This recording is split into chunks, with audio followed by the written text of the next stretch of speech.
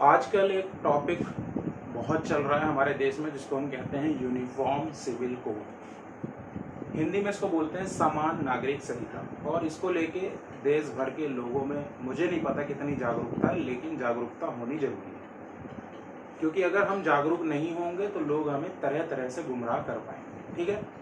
Actually में जो uniform civil code है, जिसको हम हिंदी में समान नागरिक संहिता कहते हैं, इसका मतलब ये है कि देश के अंदर एक ऐसा कानून बनाया जाए जो सिविल मामलों में सारे धर्म, सारे जातियों के लोगों के लिए एक यूनिफॉर्मिटी यानी एक समानता पैदा करे। इसीलिए नाम पड़ा है यूनिफॉर्म सिविल कोड, जिसमें सिविल, जो सिविल यहाँ पर रिप्रेजेंट करता है, वो रिप्रेजेंट करता है किसको? मैरिज यानी कि शादी, डिवोर्स, तलाक, अडॉप्शंस यानी कि किसी बच्चे को गोद लेने के राइट्स, इनहेरिटेंस कि हमारे जो जायदाद होगी या जो भी हमारी विल होगी वो किसको दी जानी चाहिए, नहीं दी जानी चाहिए।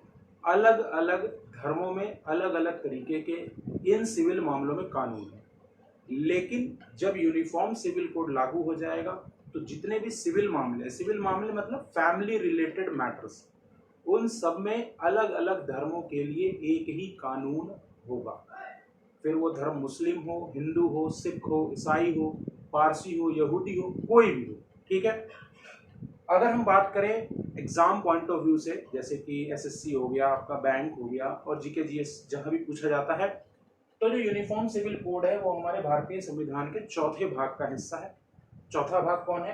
डीपीएसपी, जिसको हम कहते हैं directive principle of state policy. ठीक है। और directive principle of state policy के अंदर अगर हमसे अनुच्छेद पूछा जाता है या आर्टिकल पूछा जाता है, तो आर्टिकल नंबर कौन सा है हमारा? 44, जो ये कहता है कि देश के अंदर एक यूनिफॉर्म सिविल कोड लागू होना चाहिए। ठीक है। Thank you.